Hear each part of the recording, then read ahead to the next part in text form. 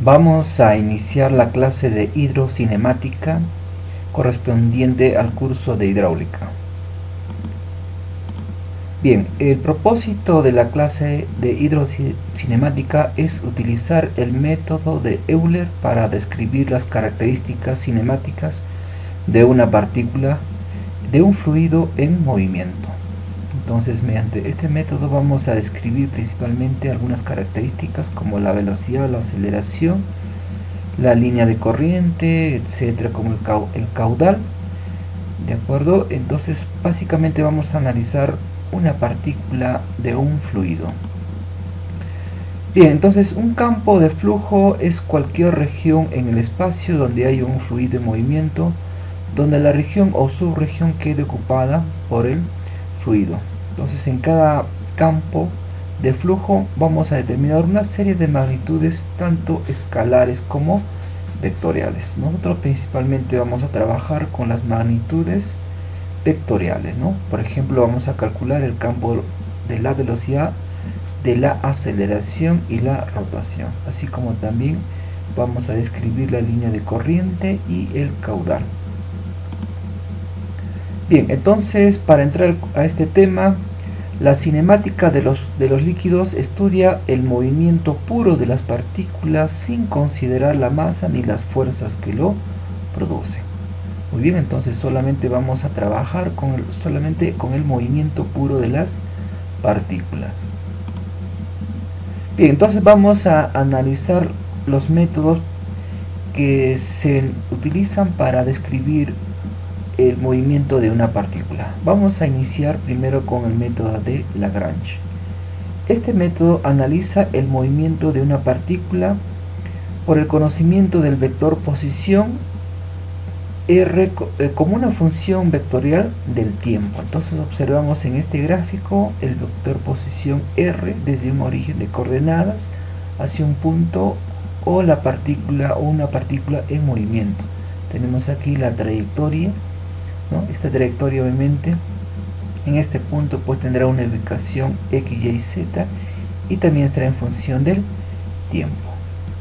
Bien, entonces el vector posición R tendrá pues sus coordenadas tanto en x, y y z. ¿De acuerdo? Entonces este método determina las características cinemáticas del movimiento de cada partícula en cada instante, siguiendo su recorrido. Bien, entonces la dificultad de este método es de seguir, ¿no?, a una partícula durante su movimiento. Entonces en cada instante obviamente va a cambiar sus características puesto que está en movimiento. Además del hecho de que la trayectoria que sigue una partícula es demasiado larga, nos limita la utilidad de este método. Bien, vamos a analizar el segundo método, que es el método de Euler. Este método consiste en determinar las características cinemáticas centrando principalmente en la tensión en un punto o región particular del espacio y describiendo qué sucede en ese punto o dentro de la región a lo largo del tiempo. Entonces, este punto puede ser, por ejemplo, una partícula de un flujo, ¿no? Entonces, a medida que el fluido pasa a través de ellos, vamos a describir pues, las distintas características de ese punto. Con este método no es necesario conocer la trayectoria o destino de cada partícula, ¿no?, en particular. Entonces solamente vamos a analizar qué sucede en ese punto en un instante dado. Entonces la descripción de las propiedades se realiza mediante la función matemática, en este caso de la velocidad. Entonces para el método de Euler es muy importante conocer principalmente el vector velocidad. En este caso tenemos sus componentes en el eje x, y, z. De acuerdo, como vector velocidad tenemos los vectores unitarios también i, j y k. En el gráfico podemos observar el vector velocidad resultante y sus componentes en x, y y z. Bien, ¿cuál de todos los métodos es el más conveniente? Bien, las ecuaciones generales del movimiento deducidas por el método de Lagrange son difíciles de resolver por su naturaleza no lineal. Es más sencillo entonces utilizar el método de Euler. Para las ecuaciones fundamentales de la hidráulica, en este caso, por ejemplo, vamos a utilizar para la ecuación de la energía y la ecuación de la continuidad, vamos a utilizar el método de Euler. Entonces, estudia el flujo con base en el análisis de un volumen adecuado del fluido llamado volumen de control fijo. Entonces, este análisis, ¿no?, en función al volumen de control es que lo vamos a utilizar en las ecuaciones fundamentales de la hidráulica. Entonces también vamos a utilizar el otro concepto que es superficie de control. Entonces este es método, o en todo caso el concepto de superficie de control, es la frontera del volumen de control. Entonces mediante estos dos conceptos utiliza el método de Euler. También nos dice que el análisis se considera intercambiando más energía, cantidad de movimiento a través de la frontera del volumen de control. Entonces aquí tenemos en el gráfico un volumen de control y la frontera sería la superficie de control. Entonces a través de la frontera del volumen de control vamos a intercambiar energía, masa, cantidad de movimiento.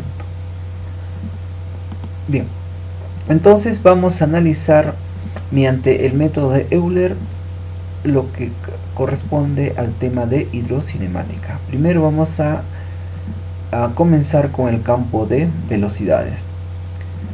Nos dice que puesto que un fluido es deformable, la velocidad de cada una de las partículas puede ser diferente dependiendo de la posición en que se encuentre, así como del tiempo. Entonces aquí el tiempo va a ser muy importante para encontrar la velocidad. Entonces la velocidad es un vector muy importante en el método de Euler. Entonces la velocidad va a quedar determinado básicamente por sus componentes en X, Y y Z. ¿De acuerdo? Entonces vamos a comenzar ahora con la otra característica, que sería el campo de aceleraciones. Entonces para el campo de aceleraciones principalmente vamos a trabajar con la aceleración intrínseca. Entonces por ejemplo, aquí en este gráfico observamos, ¿no?, la trayectoria. Vamos a encontrar un vector unitario S que es tangente a la curva, un vector unitario N que es normal, ¿no?, o perpendicular a la curva, ¿de acuerdo?, o colineal con el radio también de curvatura. Y para perpendicular a estos dos vectores, o al plano que forma estos dos vectores, vamos a encontrar el otro vector perpendicular, que sería V, o vector binormal. Bien, entonces mediante el conocimiento de estos tres vectores unitarios vamos a desarrollar lo que es la aceleración intrínseca. Entonces dice: el estudio de un sistema unidimensional se simplifica bastante con el empleo de un sistema de coordenadas con su origen en cada punto de la trayectoria. Se denomina sistema intrínseca de coordenadas y cualquier vector puede expresarse según sus componentes. Entonces para este caso vamos a tener dos aceleraciones como componentes de la aceleración total. Tendremos entonces A sub S, que sería la aceleración en el plano osculador o simplemente la aceleración tangencial, y A sub N sería la aceleración en el plano normal, ¿de acuerdo?, o la aceleración que sale o trata de salir de la trayectoria, o aceleración centrífuga. Bien, entonces vamos a describir estas dos aceleraciones en función a la fórmula. Entonces la aceleración normal será simplemente menos la velocidad al cuadrado, ¿de acuerdo?, por el vector unitario n, bueno, a la vez dividido entre el radio de giro en todo caso, o radio posición, ¿de acuerdo?, de la partícula en ese instante. Después vamos a trabajar la aceleración en el plano osculador, o la aceleración tangencial. En este caso vamos a trabajar que la velocidad como aceleración vamos a multiplicar por la derivada de la velocidad respecto a la trayectoria. más la derivada de la velocidad respecto al tiempo. En todo caso, aquí tenemos una fórmula ya desarrollada.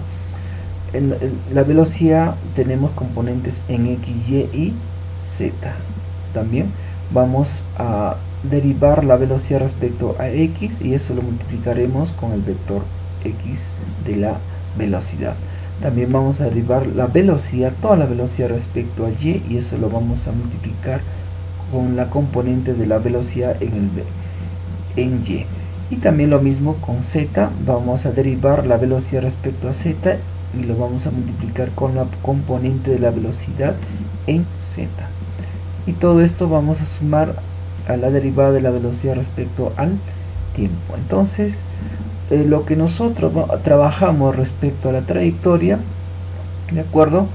Se llama aceleración convectiva. Y respecto al tiempo, la aceleración local. Bien, entonces para el campo rotacional,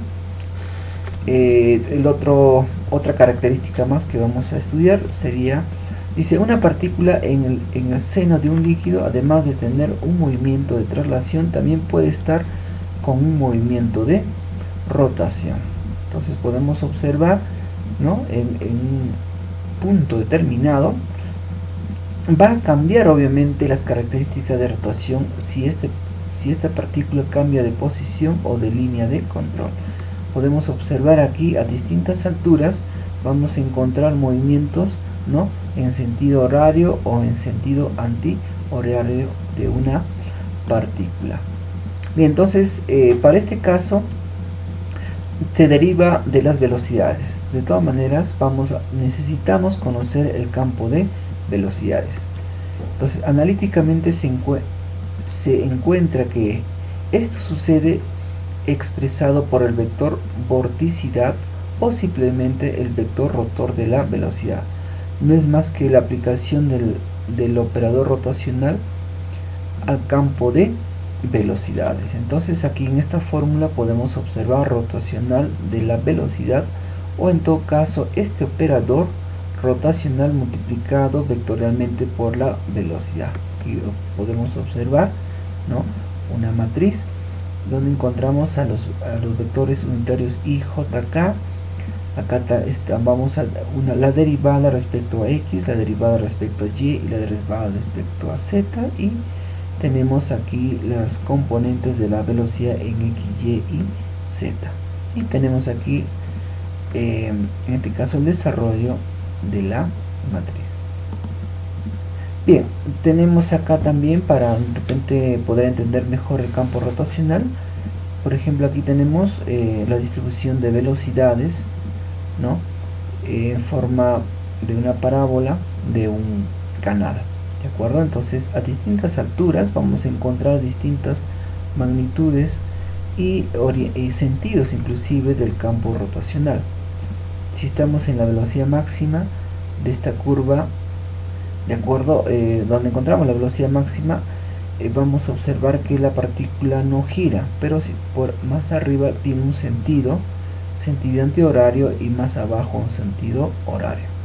Entonces esto nos da una idea lo que es el campo rotacional. Bien, otra característica de una partícula en movimiento será encontrar la ecuación de la línea de corriente. Se define línea de corriente, toda línea trazada idealmente en el seno líquido de modo que la tangente en cada uno de los puntos proporciona la dirección del vector velocidad correspondiente. Entonces observamos aquí tenemos la trayectoria de una partícula y la tangente nos da pues la dirección de la velocidad. Entonces simplemente nosotros vamos a trabajar con esta fórmula que nos indica que vamos a derivar, o la derivada de x respecto a la componente de la velocidad x va a ser igual a la derivada de y sobre la componente de la velocidad y va a ser igual a la derivada de z sobre la componente de la velocidad z. Entonces, como nosotros hemos partido del vector velocidad, ahora tenemos que regresar para encontrar la ecuación de la línea de corriente. Entonces esta ecuación lo que vamos nosotros a hacer, vamos a integrar para encontrar esa ecuación de la línea de corriente. Bien, entonces vamos a tener aquí un concepto muy interesante que es el tubo de flujo. Dice, si se considera en el seno líquido de una curva cerrada, a toda la línea de corriente que pasa, ¿no?, en este seno de líquido, todas estas líneas de corriente tienen un movimiento paralelo, ¿no? Entonces a todo ese movimiento paralelo se denomina tubo de flujo o tubo de corriente. Y una característica principal es que ninguna partícula puede ser atravesada por el fluido, ¿no? Bien, entonces esto se llama tubo de flujo o simplemente se conoce también como vena líquida. Bien, entonces mediante este concepto nosotros vamos a encontrar o calcular el caudal, o también se conoce como gasto. Entonces, el caudal es velocidad sobre tiempo, ¿de acuerdo? Acá observamos velocidad volumen sobre tiempo. Entonces encontramos aquí un volumen, ¿de acuerdo? Entonces tenemos acá el área transversal por la longitud, ¿no? Encontraremos el volumen entre el tiempo. Después tenemos aquí, observamos que distancia o desplazamiento x entre el tiempo será velocidad. Entonces caudal es velocidad por área. Si vamos a trabajar con una pequeña derivada, diremos derivada del caudal será igual a velocidad por la derivada del área. Integrando, ¿no?, en este caso aquí trabajaremos con una doble integral, ¿no? Vamos a integrar la velocidad por la derivada del área para encontrar el caudal, ¿no? Bien, entonces para encontrar el caudal o gasto tenemos que partir de dos características fundamentales. Primero, la velocidad principalmente, como estamos trabajando en el espacio, la velocidad pues tiene componentes en x, y, z, pero solamente nos va a servir aquella componente de la velocidad que sea perpendicular al área. Aquí tenemos el área y el vector perpendicular en este caso es n, ¿de acuerdo? Entonces este vector unitario n es necesario multiplicarlo escalarmente con el vector velocidad y de esa forma encontraremos la componente de la velocidad en forma perpendicular al área. Entonces encontramos aquí la fórmula del caudal, ¿no? Caudal será la velocidad, pero la velocidad perpendicular al área multiplicado por la derivada del área, ¿de acuerdo? Entonces observamos aquí estos dos vectores que estamos multiplicando escalarmente, el vector velocidad, ¿no?, y el vector unitario n. Entonces el vector velocidad no hay problema, componentes en x, y, z, pero el vector n es el vector unitario perpendicular al área. Bien, entonces también podemos nosotros encontrar la velocidad media. Sabemos que en un tubo de flujo o una tubería o un canal vamos a encontrar distintas velocidades, ¿no?, desde una velocidad 0 hasta una velocidad máxima. Pero para los distintos cálculos que vamos a realizar posteriormente, vamos a trabajar nosotros con la velocidad media. ¿Cómo encontramos la velocidad media? Simplemente vamos a dividir el caudal entre el área transversal. Bien, vamos entonces a simplificar o resumir la clase. Hemos estudiado ahora lo que es el campo de velocidades. Entonces el campo de velocidades simplemente es un vector que tiene sus componentes en los ejes x, y y z. Después podemos manifestar la otra característica del movimiento de una partícula, es la aceleración.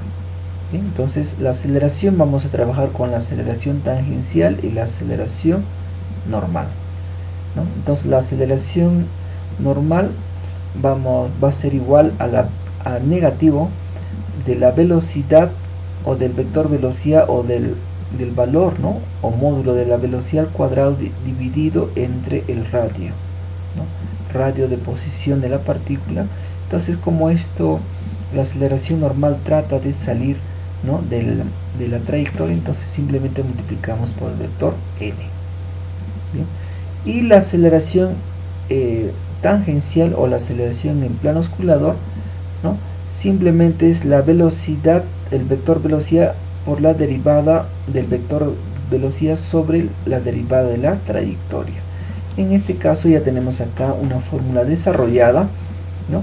Observamos que tenemos aquí las componentes de las velocidades en x, y, z, cada uno multiplicado por la derivada de la velocidad respecto, por ejemplo, a x, ¿no? Acá la velocidad y por la derivada de toda la velocidad respecto a y acá la velocidad z, ¿no?, que multiplica a toda la velocidad que vamos a derivar respecto a z, más la derivada de la velocidad respecto al tiempo.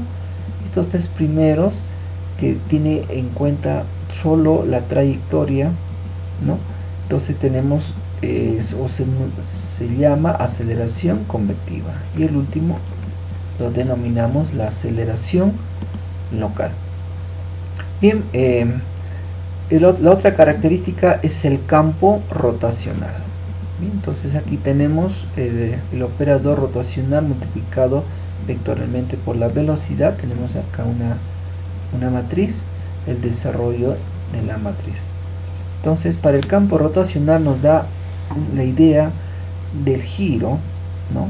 En todo caso, la velocidad angular, ¿no? En qué dirección gira, sentido horario, sentido antihorario. Y si el cálculo nos sale 0, significa pues que no tiene rotacional o es irrotacional. Bien, la otra característica es la línea de corriente, que simplemente utilizamos esta fórmula, ¿no? Reemplazamos las componentes de la velocidad x, y y z en esta fórmula y después procedemos a ordenar e integrar para encontrar la ecuación de la línea de corriente. Bien, vamos ahora con el cálculo del caudal. Tenemos aquí, en este caso, si vamos a utilizar la velocidad en sus tres ejes, ¿no?, o las componentes de la velocidad en x, y y z, tenemos que necesariamente trabajar con un vector n que es perpendicular al área. Este vector es un vector unitario n, ¿de acuerdo? Entonces, al multiplicarlo escalarmente, lo que estamos haciendo, estamos descomponiendo la velocidad respecto, ¿no?, a n, ¿de acuerdo?, o en la dirección de n. Entonces, de esa forma vamos a encontrar nosotros el caudal. Y para calcular la velocidad media, simplemente vamos a calcular o dividir en este caso el caudal entre el área. Muy bien, entonces con esto estamos concluyendo el tema de hidrocinemática. Muy bien, muchas gracias por la atención prestada.